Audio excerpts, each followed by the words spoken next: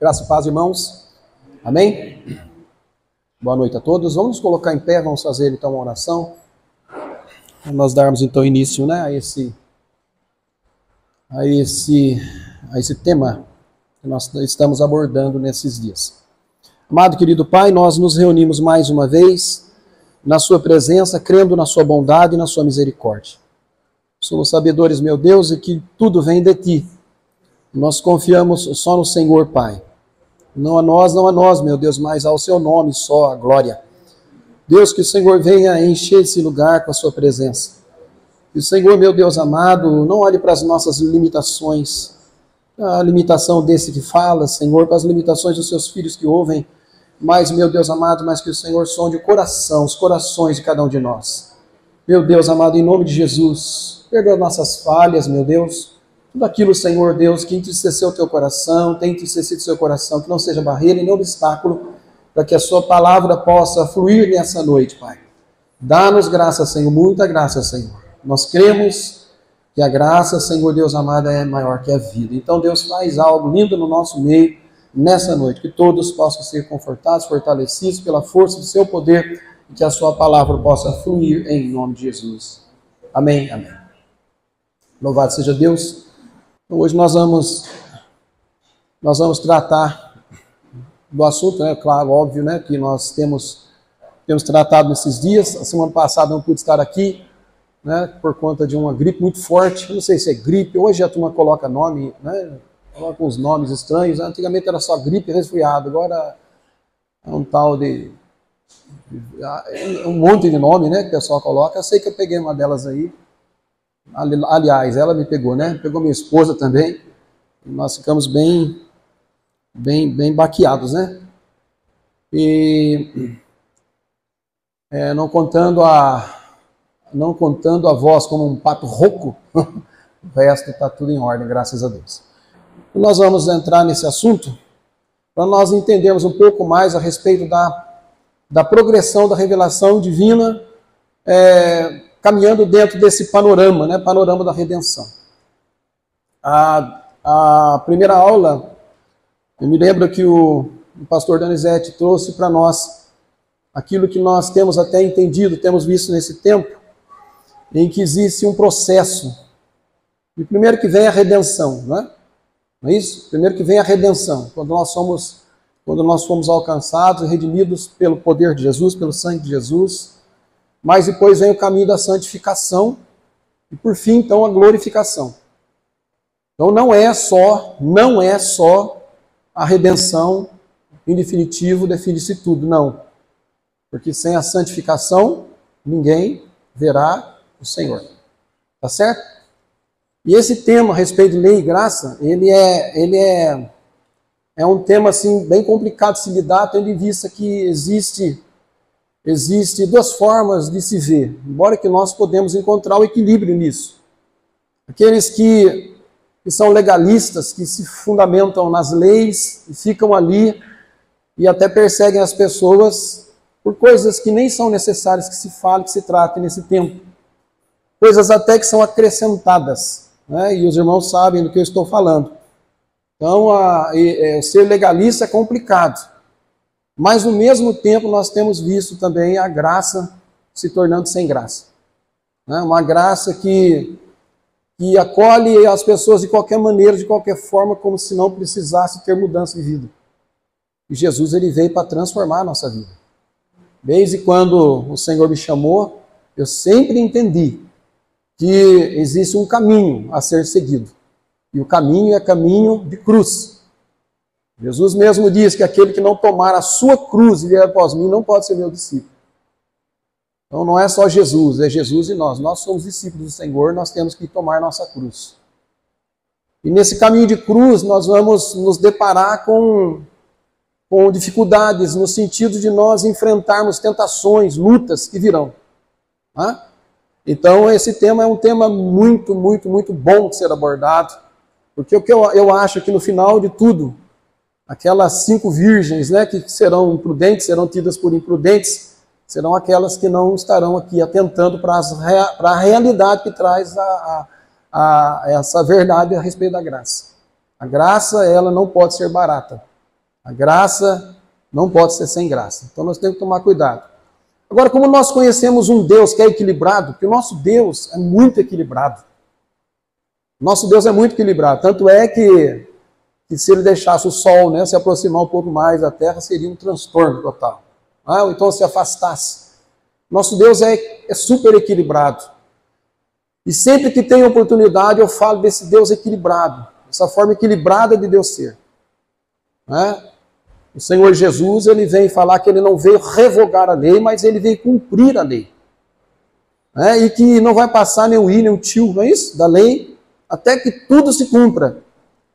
Então, nós temos que tomar bastante cuidado, porque de repente, nós passamos a depreciar princípios da lei. E nós nos esquecemos de alguns detalhes. Inclusive, quando o apóstolo Paulo escreve aos Efésios, no capítulo 6, a respeito de honrar pai e mãe, ele fala que é o primeiro mandamento com promessa. Honrar pai e mãe. Então, tem mandamentos que vinham lá de trás já. Como disse, como ministrou o Donizete, né? Pecado moral, lá do início. Lá no início, quando Deus chega para Caim, fala para Caim, olha, você está à porta do erro, da falha. Claro que eu estou falando aqui nas minhas palavras. Eis que o pecado está às portas, cumpre a ti dominá-lo. Deus já se apresentou para Caim, para mostrar para Caim que matar era errado. Não é isso? Não havia lei naquele tempo, era outro período, mas o Senhor já se apresentava ali. Caim não deu ouvidos para o Senhor. Nós vemos o Abel oferecendo um sacrifício naquele tempo. Então já havia ali um sacerdócio sendo exercido, alguém oferecendo sacrifício ao Senhor, vários deles. Vários deles que ofereceram um sacrifício naquele tempo. Tanto é que a inveja veio ao coração do Caim exatamente por conta da oferta, né, do Abel. Então já existia a lei moral sempre existiu, sempre vai existir.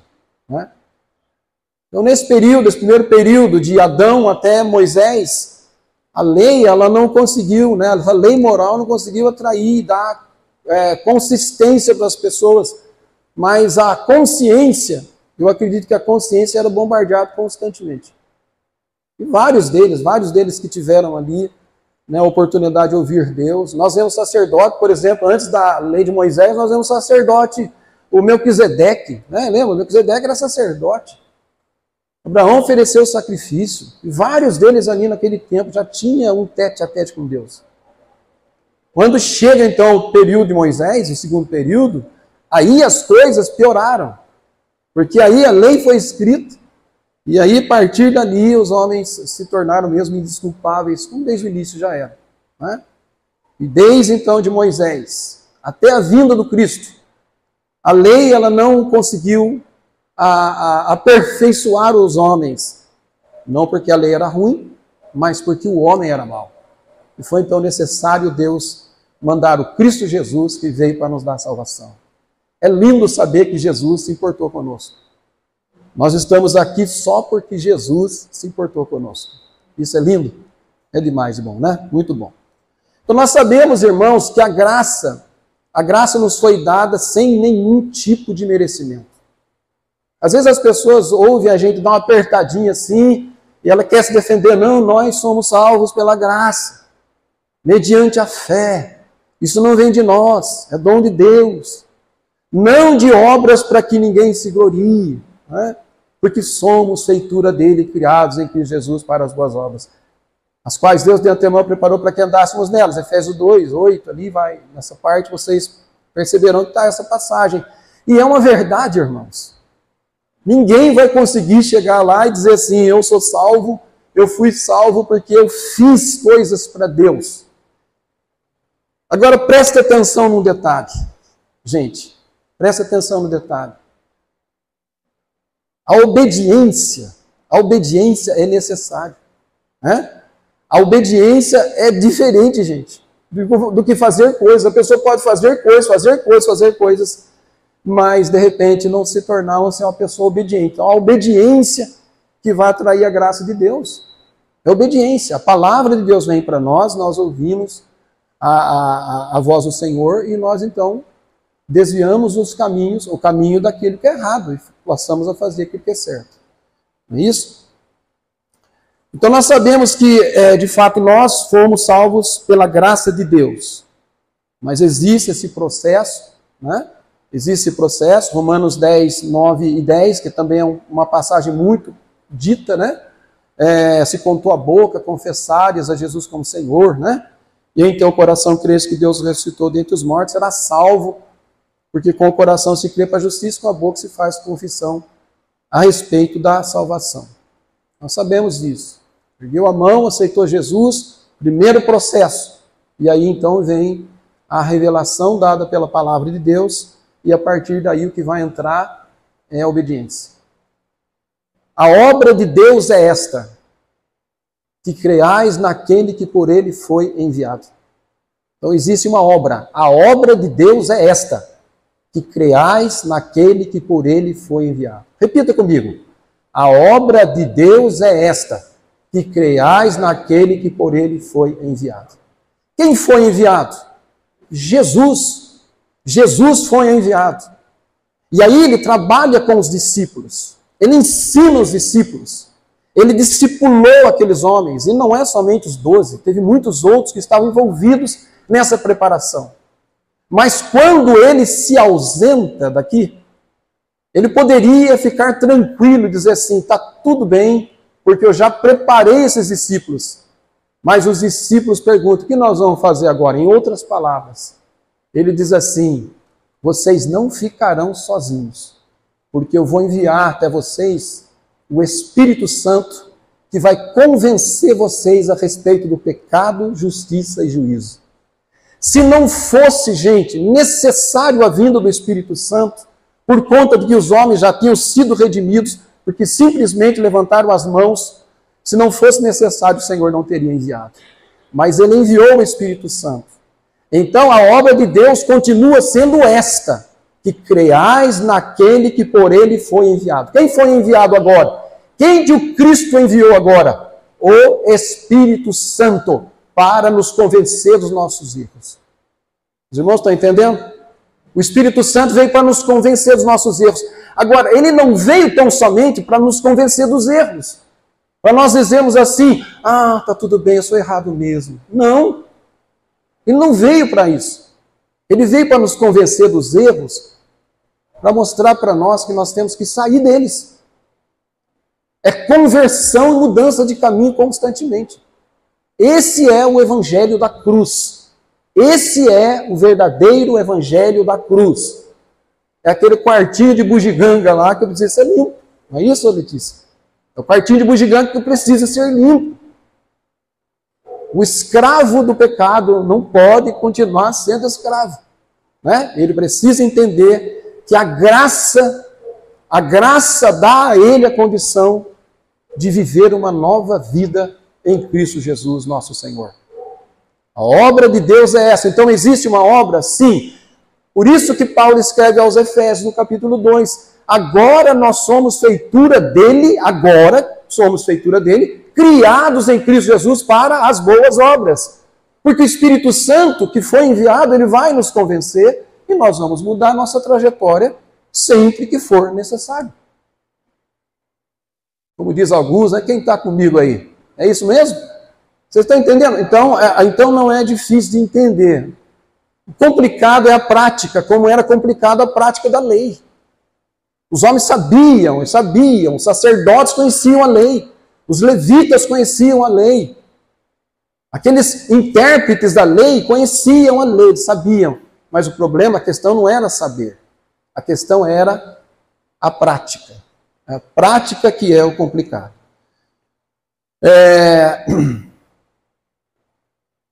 No Evangelho de Jesus, segundo São Lucas, no capítulo 10, os versículos 25 a 37, nós vemos uma parábola dita por questão do questionamento de um intérprete da lei. Não era um qualquer, um intérprete da lei. Era alguém ali perito naquela questão de interpretar a lei. E eles gostavam de chegar em Jesus e encostar Jesus na parede. Eles adoravam fazer isso. Né? E tendo em vista, gente, o questionamento, nós vamos até entrar nesse texto, tendo em vista o questionamento que é feito, né, pelo intérprete da lei, Jesus ele sugere para nós uma boa meditação, tendo em vista esse questionamento, né? Mesmo Jesus tendo sido contundente na resposta, ele faz uma pergunta para Jesus, e nós vamos ler o texto e vocês vão entender, tá bom? Diz assim, Lucas capítulo 10, versículo 25. Versículo 25 e alguns outros, né? Diz assim, essa é a parábola do bom samaritano.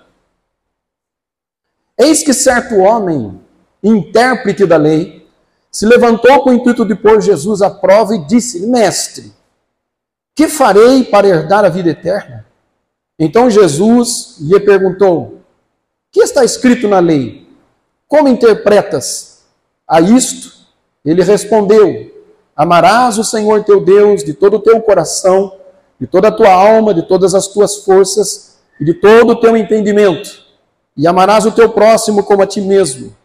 Então Jesus lhe disse, respondeste bem, respondestes corretamente, faz isso e viverás. Ele, porém, querendo justificar-se, perguntou a Jesus, quem é o meu próximo?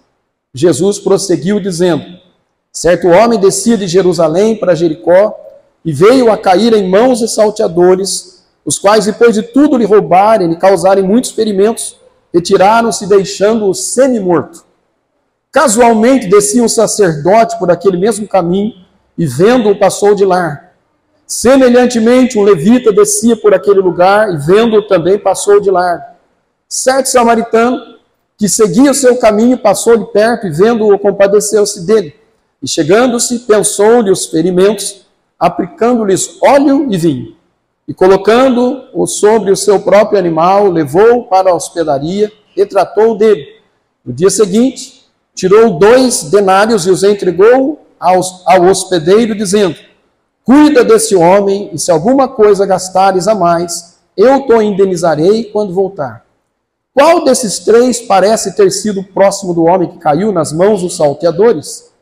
Respondeu-lhe o intérprete da lei, que usou de misericórdia para com ele. Então ele disse, vai e procede tudo igual modo.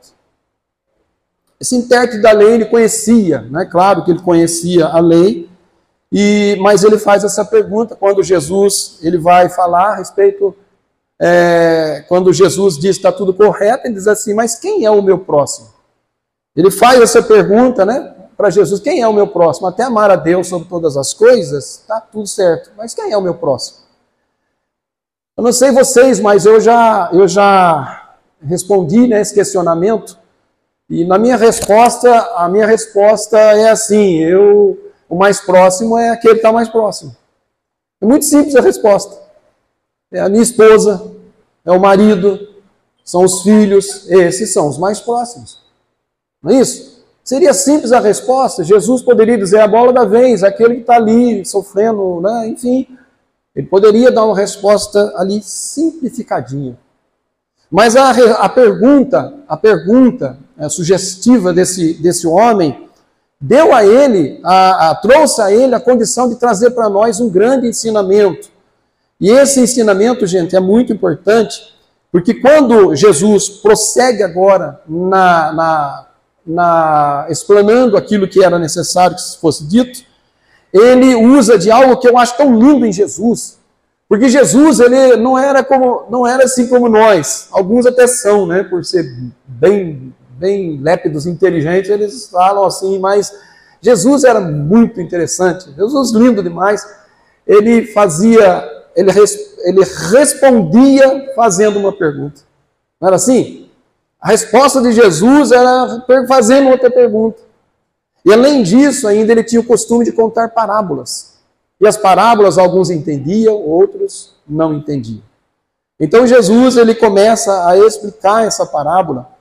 E quando ele fala com esse intérprete da lei a respeito daquilo que significava aquilo, embora que eu acredito que a linguagem de Jesus, muitos deles entendiam, né?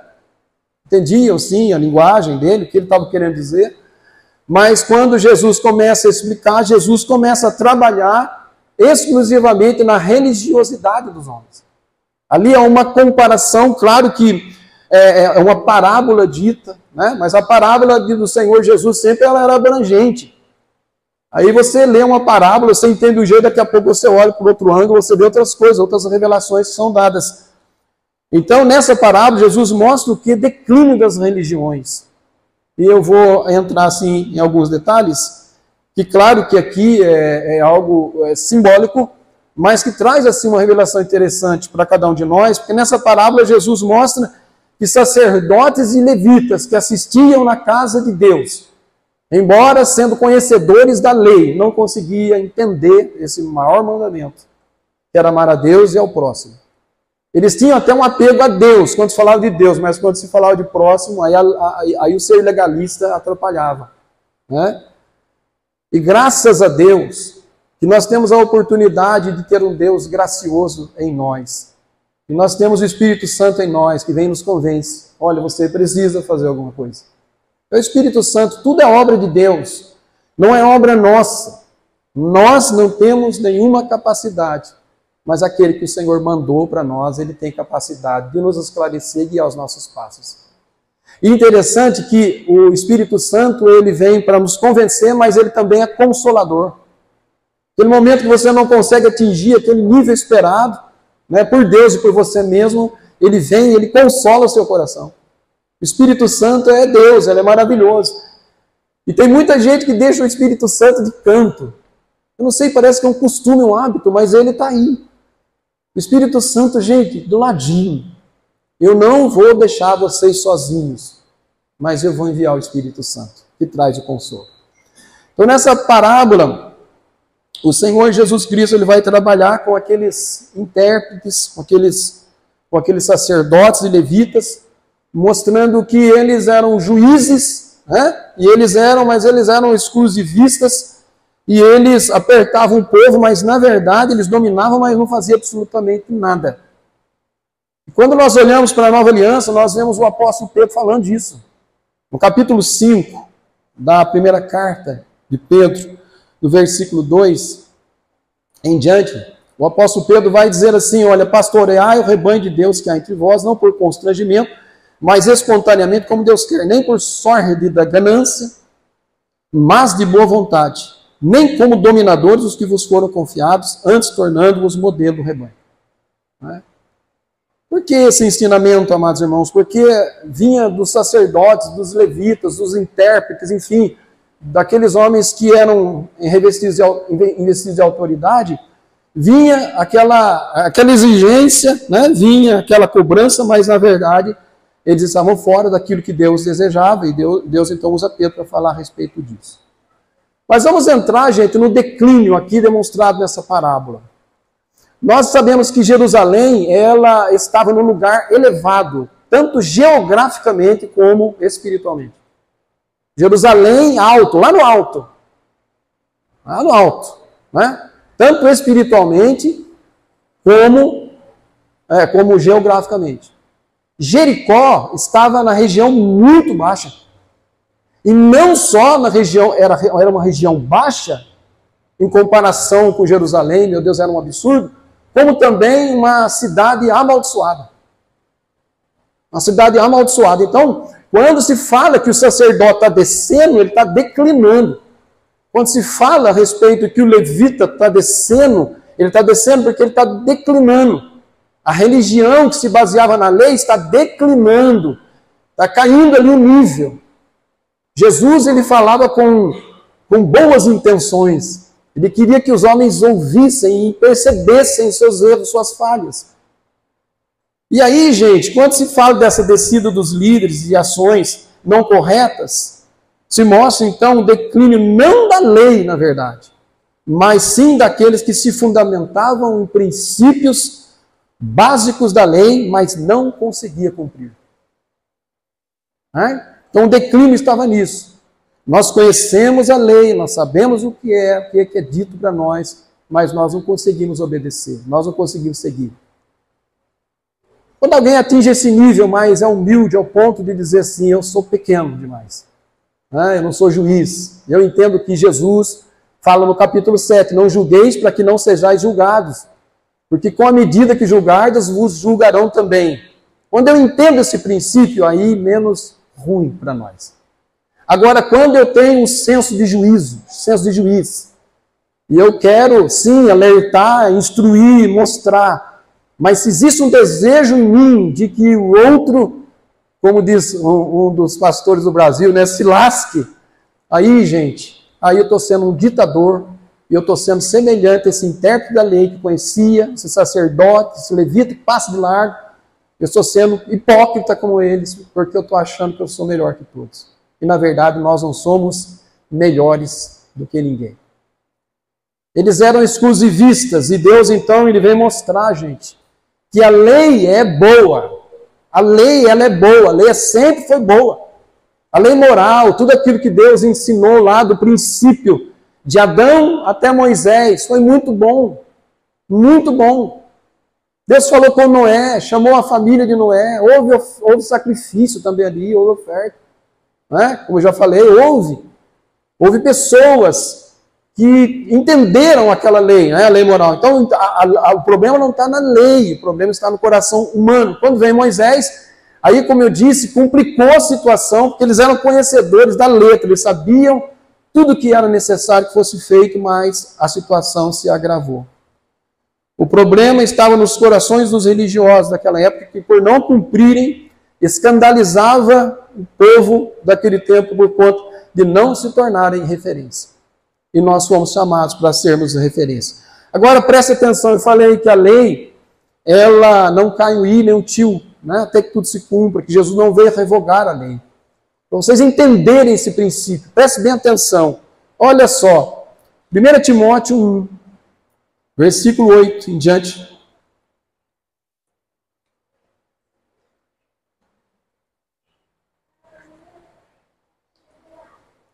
Vai nos dizer assim: sabemos, porém, que a lei é boa. A lei é boa. Se alguém dela se utiliza de modo legítimo, tendo em vista que não se promulga a lei para quem é justo. Nós fomos justificados pelo sangue de Jesus. Tendo em vista que não se promulga a lei para quem é justo, mas para transgressores e rebeldes, irreverentes e pecadores, ímpios e profanos, parricidas e matricidas, homicidas, impuros, sodomitas, raptores de homens, mentirosos, perjuros e para tudo quanto se opõe à sã doutrina. Como que nós conseguimos entender a questão de que a lei não vai passar? Que não vai cair nada da lei? Porque sempre vai haver, até o final da história humana, sempre vai haver pessoas cometendo esses erros. Haverá transgressores, haverá rebeldes, haverá irreverentes, haverá pecadores, haverá ímpios, haverá profanos, haverá parricidas, haverá matricidas, homicidas, impuros, sodomitas, raptores de homens, mentirosos, perjuros. E vai haver gente que vai se opor à sã doutrina a vida toda, até o final. Até quando o Senhor Jesus Cristo voltar. Então não vai cair nem o i nem o tio da lei, porque a lei é o único meio. O apóstolo Paulo chega a dizer que a lei, ela serve de aió, ou seja, ligação do homem até Cristo. Então, enquanto o homem não se arrepender dos seus pecados por meio do sangue precioso de Jesus, sempre vai existir a lei não vai passar. Mas para aqueles que esperaram no Senhor e esperam no Senhor, a lei, gente, ela serviu só de aió, só de ligação.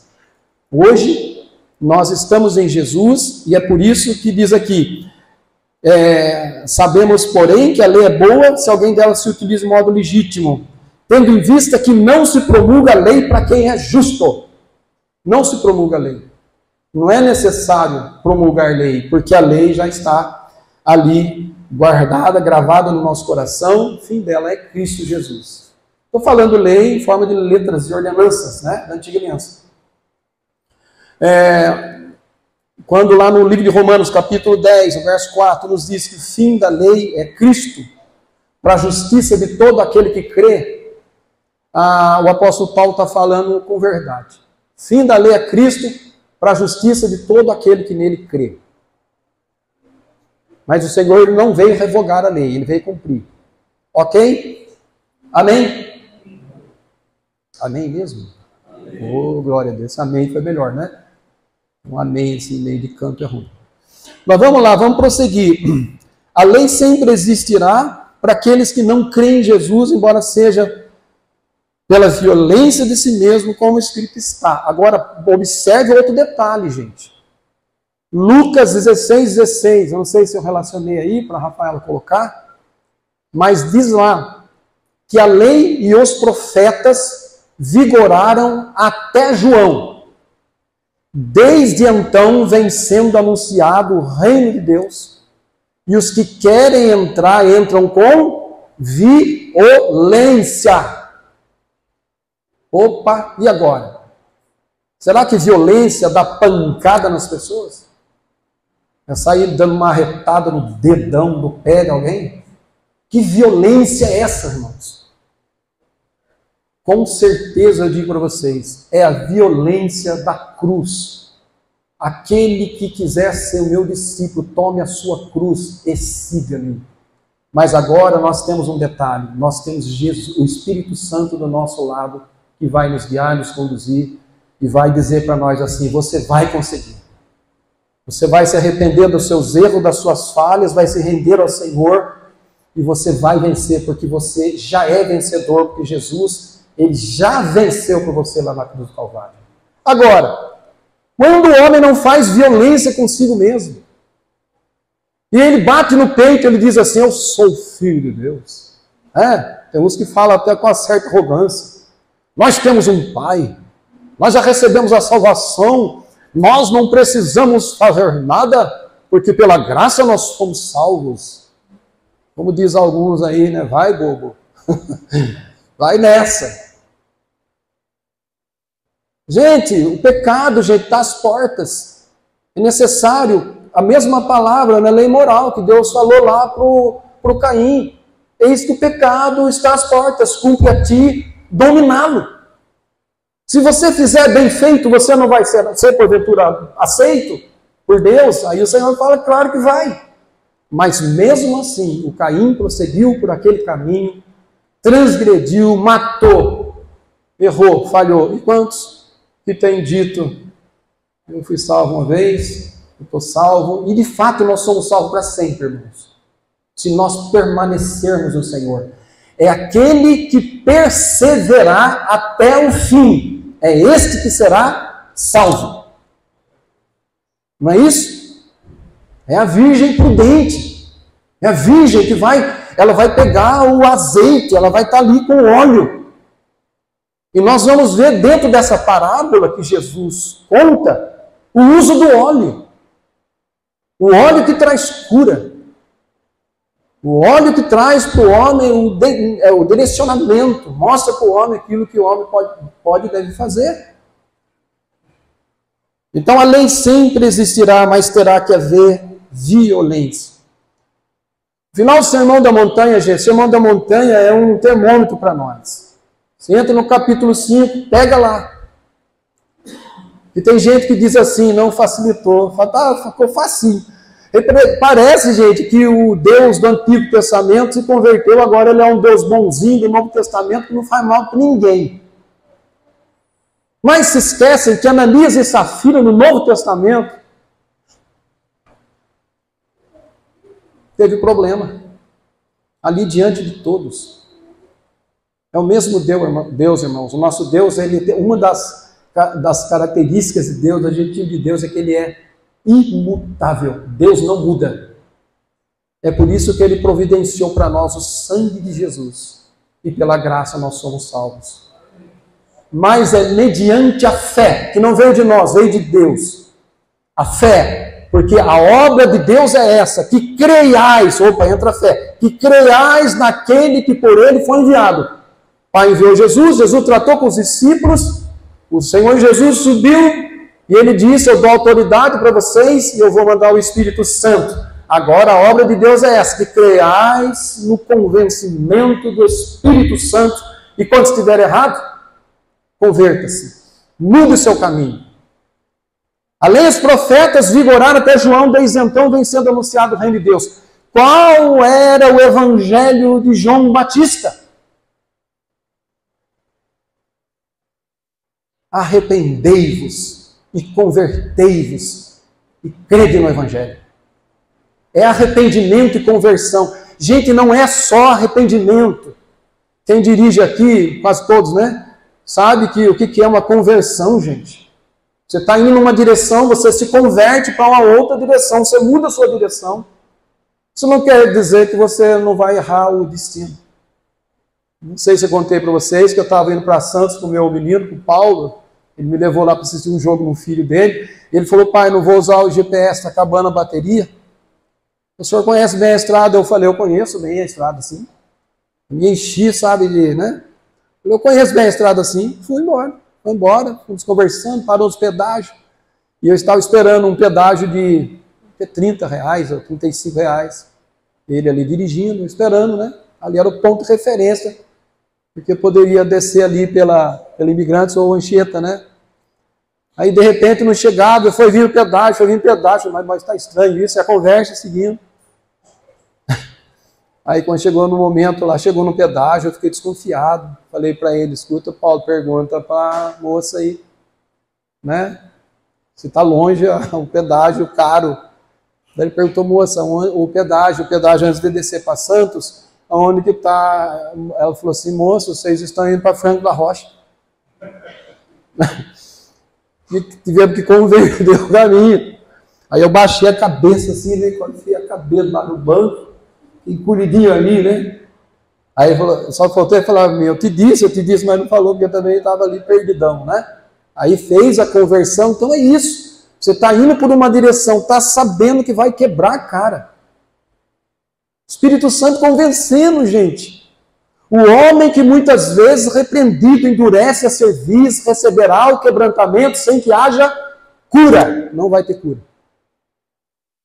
Então, a lei, gente, a lei aponta, né, apontava os erros, apontava as falhas, e deveria-se então ter mudança, mas não havia mudança, porque a lei era boa, mas o homem é mau. Então, no Sermão da Montanha, quando termina o Sermão da Montanha, Jesus ele recebe ali elogios. E quais eram os elogios que Jesus... Qual o elogio? Ele recebeu um elogio. Qual o elogio? Que ele não era como os fariseus. Que ele falava como quem tinha autoridade. Jesus falava como quem tinha autoridade, né? Então, ter autoridade é muito importante. Mas para isso nós precisamos nos converter, nos arrepender, nos converter, mudança de direção todos os dias. Eu estou errado nisso. Eu vou mudar o meu caminho.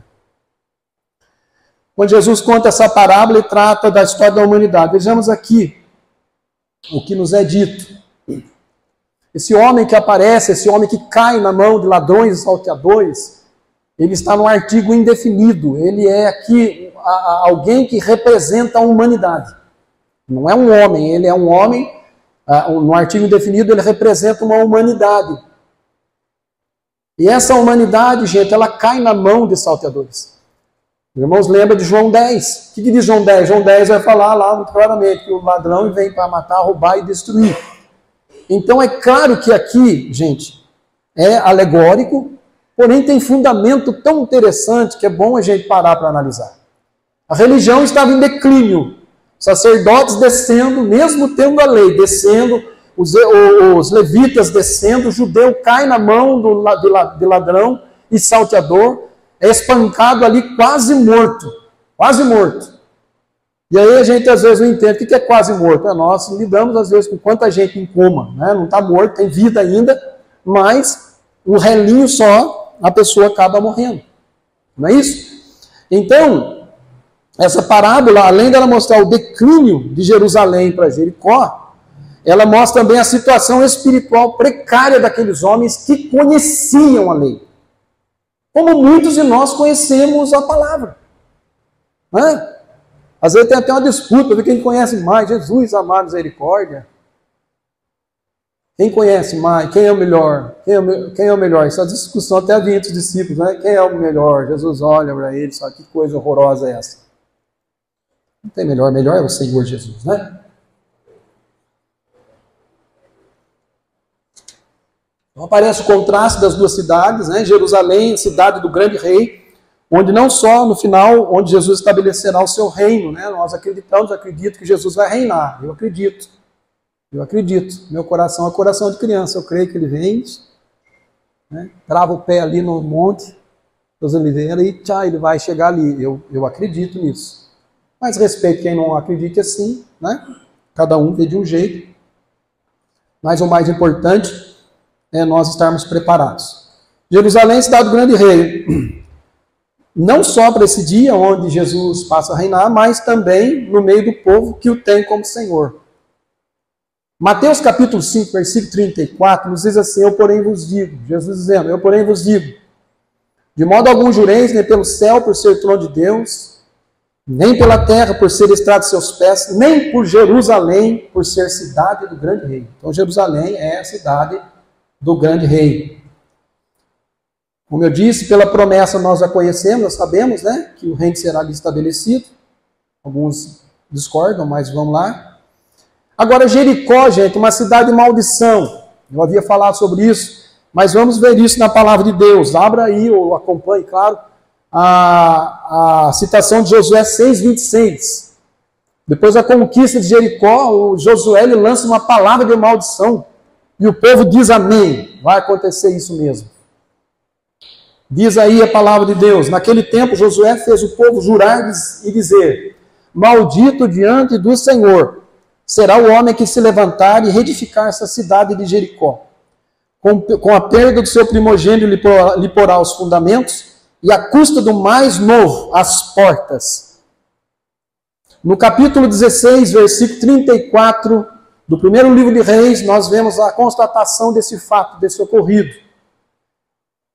16:34, em seus dias Hiel, o betelita, edificou a Jericó. Quando lhe lançou os fundamentos, morreu-lhe Abirão, seu primogênito. Quando lhe pôs as portas, morreu Segube, seu último, segundo a palavra do Senhor, que falara por intermédio de Josué, filho de Num. Então Jericó foi uma cidade amaldiçoada. Além, não só geograficamente estava abaixo de Jerusalém, mas também espiritualmente era uma cidade amaldiçoada. Então, o declínio era no sentido de mostrar para nós a queda do homem por intermédio da lei que fora dado e eles não obedeciam.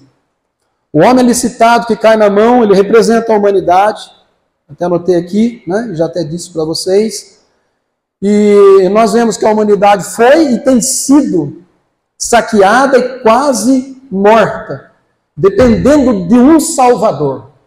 Aí eu pergunto para vocês, quem é o Salvador? Ele é Jesus, Ele é o Senhor. E é tudo pela graça. Nós não fizemos nada para termos a nossa salvação. Semi-morto representa, então, uma pessoa que ainda tem chance de vida. João 10:10, que eu já citei para os irmãos, apresenta a animação maligna que o diabo tem imposto contra toda a humanidade, né, caída, que pela lei não terá solução senão por meio da graça do nosso amado Jesus. É por isso que as Escrituras nos mostram que o fim da lei é Cristo. Né? Como eu já disse para vocês, ela serviu de aio, ou aió, né? A lei, para nos levar a Jesus. Inclusive tinha um cântico bonito, né? Hoje não dá para cantar, porque o fim da lei é Cristo, a justiça de todo aquele que crê. Né? Eu estou tentando cantar aquele cântico, né? A justiça que é pela fé no Filho de Deus, a quem Deus ressuscitou, para a glória, nossa justificação, aleluia, é de salvação, oh Deus. Porque o fim da lei é Cristo. Não é hora de cantar, né? Vamos lá. Então o ladrão, ele vem para matar, para roubar, para destruir, e ele tem feito isso. Se nessa parábola, amados irmãos, ocorre a representação alegórica dos sacerdotes, levitas e judeus, e um bom samaritano, precisamos dar atenção relacionado à queda sem que houvesse solução. Se um judeu representa a humanidade caída, quem é capaz de salvar a humanidade? É o Senhor Jesus. Embora ele aqui representado, né, como o bom samaritano, alguém pode dizer assim, mas ele não era samaritano, ele era judeu, e é verdade. Mas que ele foi desprezado como os samaritanos, ele foi.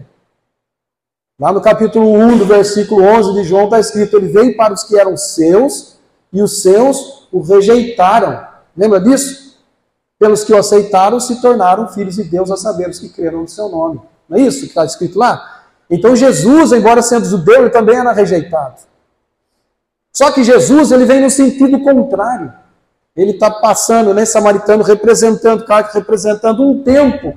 Mas nesse tempo, gente, esse último tempo é o tempo da primeira vinda de Jesus até a última vinda de Jesus, a volta de Jesus. É um período. Mas Jesus, ele se encaixa tão bacana aqui nesse lugar.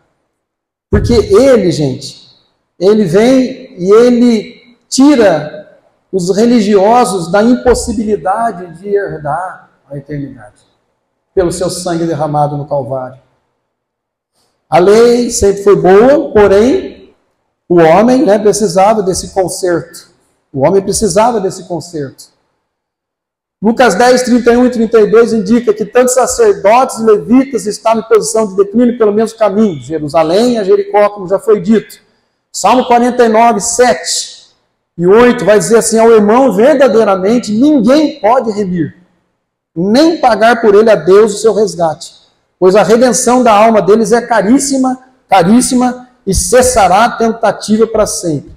Essa passagem indica que o homem não poderia resgatar o seu próximo, de maneira e forma nenhuma, porque esgotaria seus recursos, e é aí que entra o sacrifício de Jesus pela graça feito na cruz por nós. O único que poderia fazer isso, né, era Jesus, que nos é apresentado aqui, claro que de uma maneira simbólica, no próprio samaritano. Não estou dizendo que ele é o samaritano, tá bom? Ele tipifica o samaritano. O bom samaritano representa um período, um tempo. O verso 33 do capítulo 10 de Lucas nos mostra certo samaritano que passando perto, vendo, compadeceu-se dele. Agora preste atenção, gente. Seu caminho não parece ser no declínio, pois ele atravessava por aquele caminho. Representa, então, dá-se a entender que ele vem no sentido contrário, então ele atravessava por ali, mas ele não estava em declínio. E é interessante que a ideia do caminho inverso, ela se encaixa muito bem nesse sentido, né? Porque o Senhor Jesus Cristo, ele veio conectar o homem a Deus, não pela religião. Né? Porque a religião, gente, a religião não salva ninguém. Aliás, a religião, se a pessoa bobear com a religião, ela se afunda cada vez mais. Religião não salva ninguém. Parece chavão isso, mas... então não preciso ir à igreja, não estou falando disso. Mas a religião é complicada. Tem gente que se apega numa religião e se fundamenta nela e acha que a religião vai dar salvação, mas a salvação está em Cristo Jesus. E Jesus veio à contramão disso. Jesus veio à contramão disso, né? Ele veio contrário. Então é por isso que essa ideia desse samaritano vir no caminho inverso, ou cruzar o caminho, fica assim mais interessante. A atitude de Jesus, por alguém que estava disposto a salvar, sempre foi a disposição de salvar a humanidade. Quando Jesus nasce, ele vem de um ventre virginal. Ele não vem por um caminho normal. Ele vem livre do pecado. Ele não herdou o pecado, ele vem diferente. Agora, preste atenção, irmãos, que ao atar as feridas, esse samaritano usa dois ingredientes que são interessantes aqui nós notarmos. É usado ali o vinho. Não é isso? É o vinho aparece ali, pastor João, lindo. O vinho para cuidar da ferida. Né? E nós sabemos que o vinho tem para nós uma grande representação, no Novo Testamento, uma grande representação. Ela representa o sangue de Jesus. Né? E todos os meses nós fazemos uso dele. Aqui nos lembrando do sangue que foi derramado no Calvário. Então a cura, preste bem atenção, vai ligando as coisas, que a cura ela acontece por intermédio do sangue. O tratamento começa pelo sangue. Pelo momento em que nós fomos resgatados pelo Senhor, o sangue de Jesus entra em ação e começa então um período de cura para nós. Mas além disso, diz o texto, que o azeite também da unção foi usado. Ele usa o vinho e usa o azeite. O azeite, ele garante para nós a presença do Espírito Santo, a unção do Espírito Santo sobre nós. No livro de Tito, capítulo 3, No verso 5 vai nos dizer assim, não por obras de justiça praticadas por nós. Agora, obediência é uma coisa, obras, né, para se aparecer outra coisa, né? A obra de Deus é esta, que criais naquele que por ele foi enviado. Não por obras de justiça praticadas por nós, mas segundo a sua misericórdia, ele nos salvou mediante o lavar regenerador e renovador do Espírito Santo, que derramou sobre nós ricamente por meio de Jesus, nosso Salvador. Então aparece aqui o lavar regenerador e renovador do Espírito Santo, representado nessa parábola com óleo, com azeite, né? Então aparece ali o vinho, que traz ali a lembrança do sangue de Jesus, e também o óleo, né? O óleo que traz unção.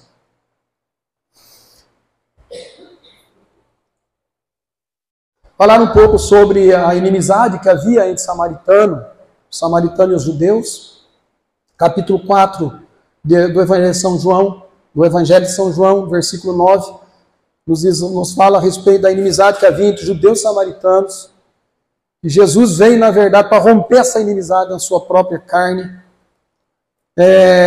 Ali é dito que a mulher samaritana diz para Jesus, como sendo tu judeu, pedes de beber a mim, que sou mulher samaritana? Porque os judeus não se dão com os samaritanos. E é interessante, gente, que havia ali uma rivalidade entre eles, e essa rivalidade ela tinha um fundamento. Porque quando o rei da Síria levou, né, cativo, ele levou e espalhou os judeus ali daquela região do norte, levou, esparramou para todos os cantos das nações e trouxe gente estrangeira ali que se misturou com os judeus ali de Samaria, para que fosse enfraquecida, né, a cultura deles, a cultura religiosa caiu num declínio. De maneira que os samaritanos, eles começaram a ser desprezados a tal ponto dos judeus olharem para os samaritanos, os judeus lá da região do sul, né, Jerusalém, de olhar para os samaritanos e dizer, vocês não são judeus. E os gentios que habitavam ali diziam, vocês não são gentios.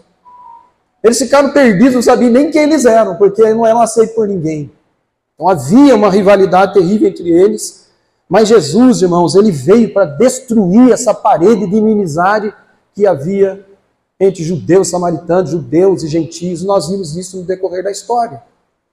Né? E essa passagem, essa parábola, ela fala a respeito disso. Porque Jesus, ele veio derrubar a parede.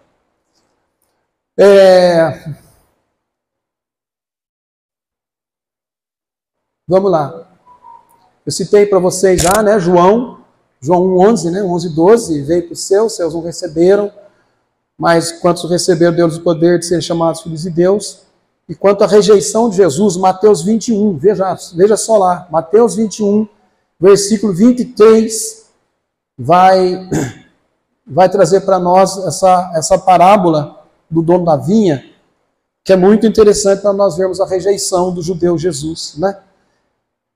Versículo 33, atentai noutra parábola, havia um homem, dono de casa, que plantou uma vinha, cercou de uma sebe, construiu nela um lagar, edificou-lhe uma torre e arrendou a uns lavradores. Depois se ausentou do país, ao tempo da colheita, enviou seus servos aos lavradores para receber os frutos que lhe tocavam. E os lavradores, agarrando os servos, espancaram a um, mataram a outro e a outro apedrejaram. Enviou ainda outros servos em maior número e trataram-nos da mesma forma. E por último, enviou seu filho, dizendo, a meu filho respeitarão. Mas os lavradores, vendo o filho, disseram entre si, este é o herdeiro, ora, vamos, matemo-lo e apoderemo-nos da sua herança.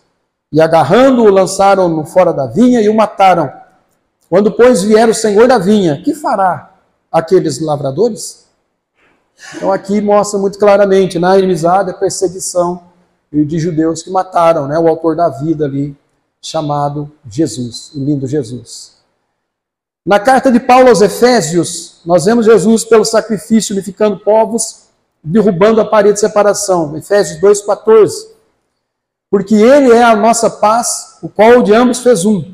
E tendo derribado a parede de separação que estava no meio, a inimizade, aboliu na sua carne a lei dos mandamentos na forma de ordenanças, para que dos dois criasse em si mesmo um novo homem, fazendo a paz e reconciliasse ambos em um só corpo com Deus, por intermédio da cruz, destruindo por ela a inimizade. Então Jesus ele fez esse papel, esse trabalho, derrubando a parede de separação que havia, né? Ali simbolizado também no trabalho que ele faz com o judeu. Embora que parábola, mas tem aqui a sua comparação, podemos fazer essa comparação. Jesus veio para unificar, já passei por aqui. Essa parábola, embora que alegórica, ela traz sentido profético, né? O samaritano, ele representa uma época, um período, um tempo, bem representado aqui por Jesus, que se coloca ali, né, para trazer cura. O samaritano que oferece ajuda não pode permanecer, mas aí entra um outro detalhe, tem um pouco de paciência, nós já vamos partir para o encerramento. O samaritano que oferece ajuda não pode permanecer, e aí ele se ausenta. Se vocês prestarem atenção nessa passagem, vai dizer ali que ele deixa, interessante, ele deixa aquele judeu, né, ali naquela hospedaria. E aí, pega aí, gente, aí a importância da hospedaria, porque a hospedaria aqui representa a igreja do Senhor Jesus. Então ele deixa agora na mão do hospedeiro, agora ele vai ausentar e vai dizer, eu vou me ausentar e vou voltar, e quando eu vier eu vou dar recompensa. Então fica na mão do hospedeiro. O nosso hospedeiro, nós sabemos que é aquele que vai cuidar de nós nessa hospedaria, que é a igreja. Então cai por terra esse conceito de que nós não precisamos, né, de maneira nenhuma de igreja. Por que eu preciso de igreja? O importante é estar firme em Jesus, tal. Mas o capítulo 14 de João nos fala que ele também iria se ausentar, né? Não se turbe o vosso coração, crede em Deus, crede também em mim, na casa do meu pai, muitas moradas. Se não fosse assim, eu teria dito, vou preparar lugar. E quando eu for, eu vou voltar e vou receber para mim mesmo, para que onde estiver, vós estejais também. Né? Então Jesus, ele fala, nessa parábola, aparece ele saindo e aparece ele prometendo que ia voltar também. Capítulo 16 de João vai nos mostrar que ele deixaria, né, que daria o Espírito Santo para estar conosco. Ele se ausenta e entrega, então, nas mãos daquele que ia cuidar de nós. Isso confirma, irmãos, que é a respeito de um período.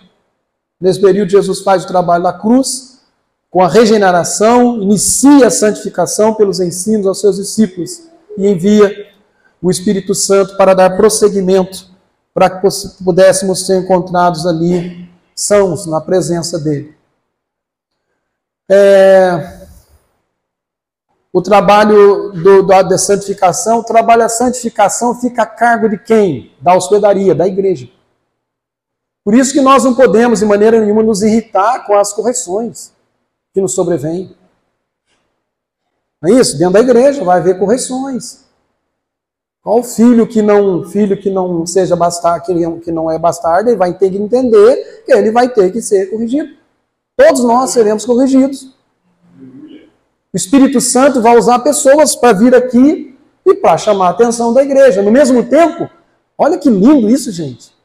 Nós precisamos pegar esse detalhe. Nós não podemos desprezar uns e aceitar outros porque só vem trazer consolo. Eu gosto de uma palavra que traz consolo. Eu saí lá de casa com cheio de problema. Quando cheguei na igreja, eu levei umas pauladas. Horas. Espera aí, gente.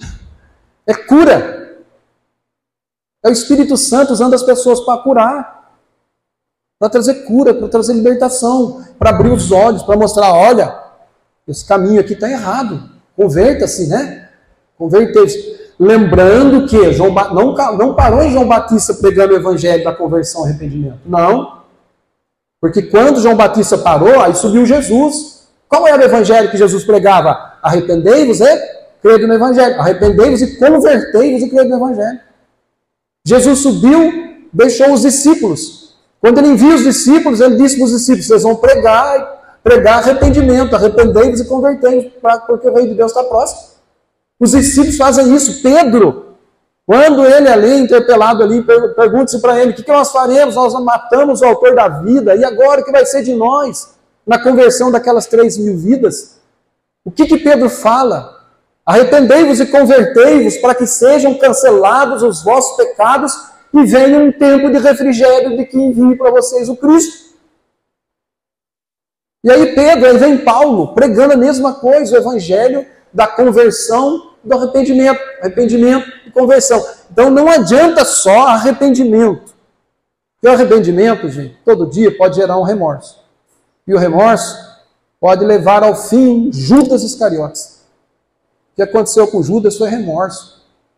Nós não precisamos ter remorso. Nós, simplesmente pela graça de Deus, podemos nos arrepender para dizer para o Senhor, Senhor, nós pecamos contra Ti. Tenha misericórdia de nós. Tenha misericórdia de mim, Senhor. Eu fiz isso, mas eu creio na Sua graça. Eu sou salvo pela Sua graça. A Sua graça que me alcançou. Não é pelo meu mérito, Senhor. A partir de hoje, eu vou me converter, vou mudar o meu caminho. Conversão é todo dia. Repita comigo, conversão é todo dia. Eu vou chegar errado lá, eu vou chegar... Sim, nós vamos chegar falhando ainda, sim. Mas o Senhor vai observar o nosso caminho. Ele é o caminho, Ele é verdade, Ele é vida. Ele vai olhar, né? Então, vou partir aqui para finalizar. A igreja é hospedaria, já disse para vocês, não tem jeito de dizer que está caminhando com Deus. Hoje tem muitas pessoas, né? E quando eu falo de igreja, não estou falando de paredes, mas um povo junto ali, né? Cercado pela graça, vendo a misericórdia do Senhor. E também envolvendo paredes, igreja do Senhor, igreja reunida. Capítulo 5 de Romanos, 5,14. Entretanto, reinou a morte desde Adão até Moisés, mesmo sobre aqueles que não pecaram à semelhança da transgressão de Adão, o qual prefigurava aquele que havia de vir. A Bíblia, então, nos apresenta esses três períodos, de Adão até Moisés, de Moisés até Jesus, e então esse período até a volta de Jesus. O pecado já estava no mundo, né? Desde o início. João 1,17, João 1,17, é bom que eu leia aqui para os amados, diz assim, porque a lei foi dada por intermédio de Moisés, a graça e a verdade vieram por meio de Jesus Cristo. A lei mostrou a impossibilidade do homem em corresponder aos planos de Deus. Somente no período de Cristo é que veio a solução.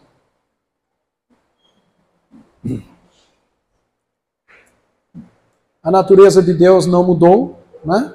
Ele não se arrependeu dos seus erros. Aí eu errei, eu fiz o povo sofrer. Não, ele não se arrependeu de nada, ele tratou sempre com retidão e ele abriu esse caminho para nós. E esse caminho se chama Jesus. Amém? Espero que tenha edificado os irmãos e que seja louvado e engrandecido o nome de Jesus.